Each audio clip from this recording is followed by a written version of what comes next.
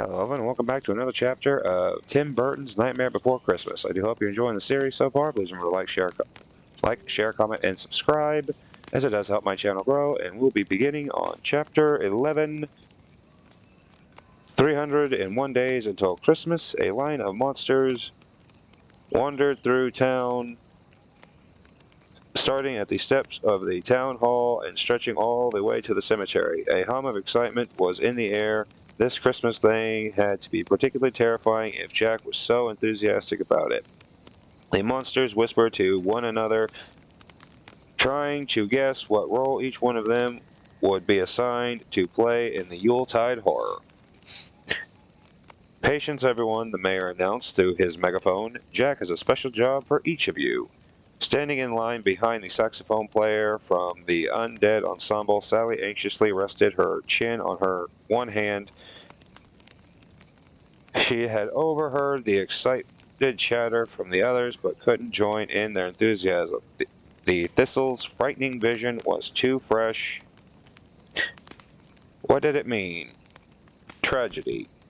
A voice wandered in the back of her mind. The mayor called through his megaphone, "Dr. Finkelstein, your Christmas assignment is ready." At the moment of the doctor's name, Sally gasped and looked around the crowd. Dr. Finkelstein was here. The mayor had summoned everyone in Halloween Town to the meeting to meet at the auditorium. But Dr. Finkelstein was usually exempt from such gatherings, left to toll on his important experiments in the laboratory. But now she heard the drone of his wheelchair somewhere nearby. "I have to hide," she thought. Her scalp was still ached from when that limping hunchback Igor dragged her back by the hair last time she had escaped. She started to move to the back of the line, but the hulking blue-skinned behemoth was right behind her, blocking the path to the cemetery. Instead, she darted to the far side of the wishing well, where a gibbet rattled in the wind over the brinish water. She ducked behind the fountain, knitting her hands together anxiously. Dr. Finkelstein wheeled into her sight. He stopped just a few feet from where she had been standing in line. He snaked his head around, searching the crowd. He's looking for me. But to her relief, Behemoth was too dull-witted to realize who the doctor was searching for. And the saxophone player wasn't the type to rat anyone out. Good on him. Dr. Finkelstein to the front of the line, the mayor said, beckoning to him. Frustrated by not having found Sally, the doctor grumbled as he steered his wheelchair towards town hall. The night before he'd gone to release her from her cell. "You can come out now," he said, "if you promise to behave." But he'd only found an empty cell. She'd escaped again. Inside the auditorium, Jack was on stage, busily dealing out responsibilities to Halloween Town's residents, while the mayor perched on a dangerously tall stool and marked off names on his roster. The vampires were waiting eagerly for their assignment. Jack dug through his Christmas trunk full of toys until he found a baby doll with a pink cheeks and a darling blue swaddle, who let out a sweet mechanical wah when tipped upright. "What kind of noise is that for a baby to make?" the head vampire demanded, recoiling from the doll. The other vampires lifted their cloaks over their faces to ward off the gentle coos. "Perhaps it can be improved," Jack suggested. The most optimistic of the vampires thrusted his finger into the air. "No problem." Delighted, Jack clapped his hands. "I knew it." As the vampires glided away under the protection of their umbrellas, Dr. Finkelstein wheeled across the auditorium stage. Jack pressed his hands together in delight. "Doctor, thank you for coming." He moved aside some presents in the trunk until he found the book he was looking for, titled Santa's Workshop.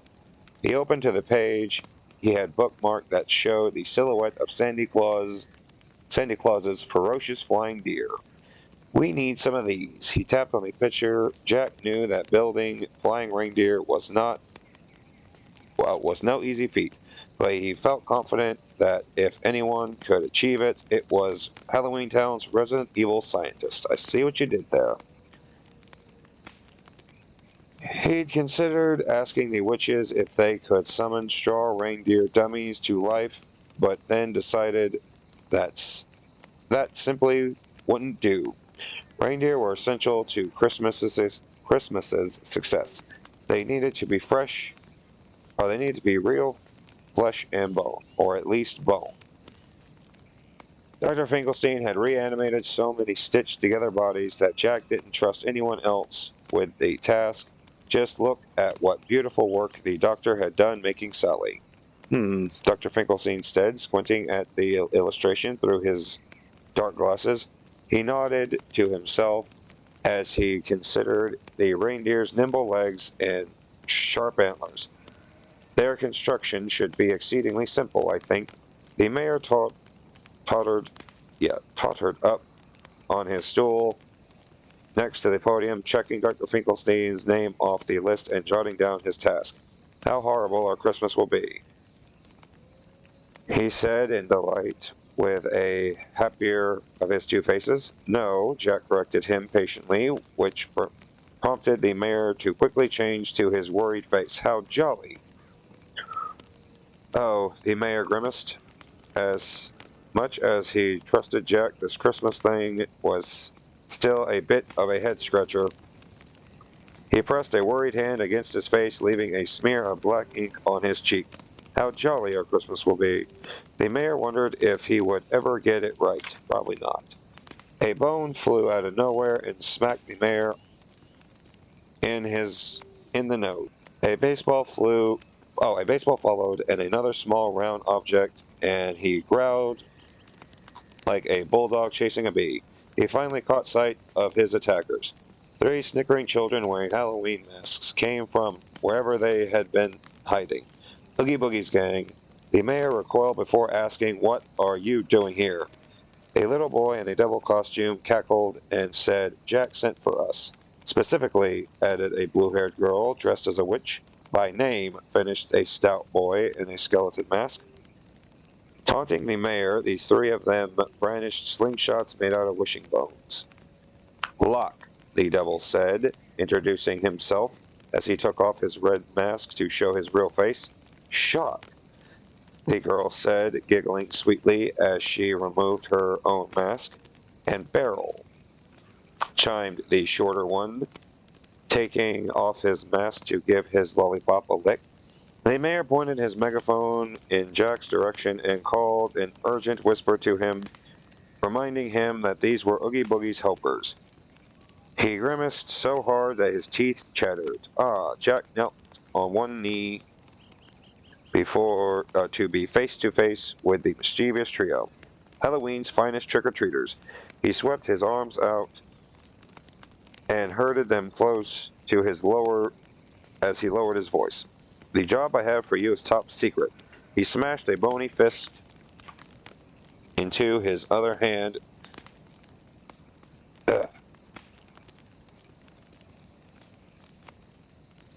Emphasizing its importance. "It requires craft." He wiggled his bony fingers in the air. "Cunning," and curled his bony fingers into a claw. "And mischief." The 3 of them beamed behind their masks. "And we thought you didn't like us, Jack," Shock purred. Lock and Barrel started snickering, elbowing each other in the ribs. Jack wagged a hard finger at them. "Absolutely no one is to know about it, not a soul." He gave them a stern look from his dark eye sockets. "Now." Man. He bent close and whispered his plan into their little ears. The mayor pressed his megaphone against his other ear, straining to hear what Jack was saying, but it was no good. Jack's voice was too muffled. The mayor held up his megaphone, peering into it to see if it was clogged. Ah, it was. If he could just fish out the obstruction. E. The spider from his collar bit on to his finger and let out a shriek. Escaped again, huh? You little eight-legged scamp. He squished the spider back onto his shirt collar where it belonged, giving it a firm look of disapproval. He hadn't hired the spider to be his necktie only for it to keep wandering off. And one more thing, Jack's voice took on an edge as he snatched Locke, who was trying to sneak off by his devil tail. He picked up the boy under the arms, giving him a good solid shake. Leave that no-account Oogie Boogie out of this. It was a risk to trust Oogie Boogie's gang. Locke, Shock, and Barrel were as thick as thieves with that swarming sack of trouble. Halloween Town's foulest resident mostly stayed underground these days, scheming in his lair outside of town, but Jack hadn't forgotten his history with Oogie Boogie. There had been a time before he was the Pumpkin King when Halloween Town was almost ruled by a Bug King instead. But Oogie Boogie's reign had never come to be. Whatever you say, Jack. Barrel swayed back and forth sweetly, clutching his lollipop. Of course, Jack. Shock pressed a hand to her chest as a promise. Wouldn't dream of it, Jack.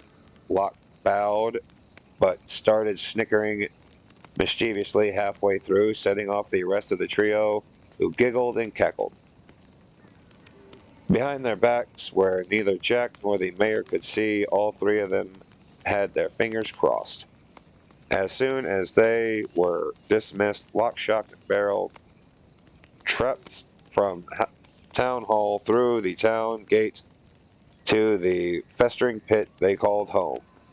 Ever since Oogie Boogie attempted to rule town as the Bug King had failed, he had taken up residence in the wasteland since he was persona non grata. I have no idea what that is. In town. He decided to create his own kingdom of worms. Not even the mischievous trick-or-treaters could stomach Oogie Boogie's dank, raggling den. So instead they lived in the treehouse right over it, built in the burnt-out remains of what had once been the largest tree in the area, before Oogie Boogie had burned the whole part of the forest down. They dashed across a swinging bridge to the base of their tree, where they tumbled into a hanging cage that served as an elevator between their treehouse and Oogie Boogie's lair. They pulled off their masks. Kidnap the Sandy Claus? Shock said, rattling the cage bars. This is big, boys, real big. We could draw straws to see who gets to do it, Barrel offered, holding up 3 thin bones of various lengths. No way. This will take all 3 of us. Shock threw the lever that raised the cage into the treehouse of horrors. I see what you did there. Once it stopped, they tumbled out into their home. I knew it, she said. We'll set a trap. Oh, I know, she said. We'll set a trap, put in bait he can't resist, and then, bam, we trap the fat man. Barrel scampered across the living room and grabbed a mousetrap. He placed his lollipop inside the trap to illustrate her point. A shiny beetle trolloped into the trap, and Shock closed the cage door behind it. Barrel snatched up the trap bug with a cruel gleam in his eye. I have a better plan. Oh, Barrel snatched up the trapped bug with a cruel gleam in his eye. I have a better plan. I have a better idea. Locke said, jumping onto the table they used as a kitchen counter. He filled a pot to the brim and then set it onto the oven to boil. We'll push that jolly red lobster man into a giant pot and watch him boil alive. Beryl tossed the bug in the mousetrap to him. Locke caught and doused the poor bug into the boiling vat while licking his lips. Oh, he tastes good with some butter. After a minute, Locke fished out the caged bug, which had turned green and sickly. He tossed the cage to Shock, clutching the poor caged bug. Shock twirled over to the wall of their treehouse that was covered with various Halloween masks hanging on nails. In the corner of the wall, a chute opened. It snaked down from the treehouse into Oogie Boogie's deepest pit below. Oh, deep pit below. Shock hurled the caged bug into the chute, and the other two bowed. They listened to the clank, clank, clank as the cage tumbled down the long chute. Then they began to giggle along to the clanking sounds. Locke eyed a cannon and fireworks in the corner of the room and suggested, "Why don't we just blow up Santa Claus?" Shock smacked him in the head. "You dolt. You're no better than the worms. If we bring Mr. Santa Claus back to Jack in pieces, what do you think Jack will do to us? Beat us to a pulp." Once the offering to Oogie Boogie was finished, Shock dragged her conspirators into a dirty bathroom where she pushed them into a rusted-out clawfoot tub. Oogie Boogie is going to be so pleased. This is just what he's been waiting for. His chance to work his way back into town, to take over again. This time for good, and then he'll reward us. Beryl tugged on the tub's drain chain, and the tub shook itself awake, stretching out its claws, and then obediently pedaled in the direction Beryl urged it. Shock jumped out of the tub and pulled back the curtain that served as a door to their closet. Then took out a black box from within. "Oh, listen here. What we'll do. Oh, here's what. Okay, listen. Here's what we'll do. Santa Claus likes presents, right? We'll give him a present, a big present, a present just bursting with surprise. When he opens the box, the three of us will be there to snatch him." She opened the box to demonstrate, but before she could slam it closed, three scorpions jumped out onto Beryl.